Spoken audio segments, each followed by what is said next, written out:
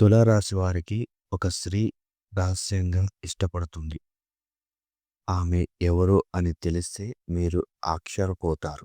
July 7 తర్వాత మీకు జరగబోయేది తెలిస్తే గుండె జల్లుమంటుంది. మీరు కలలో కూడా ఊహించి ఉండరు.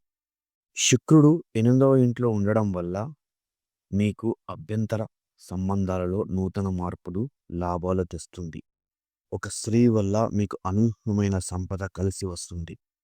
మీకు కుటుంబ సభ్యుల మద్దతు, ఆదరణ తగ్గుతాయి.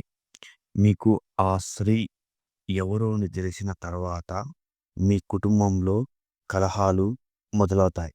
జాగ్రత్తగా ఉండండి.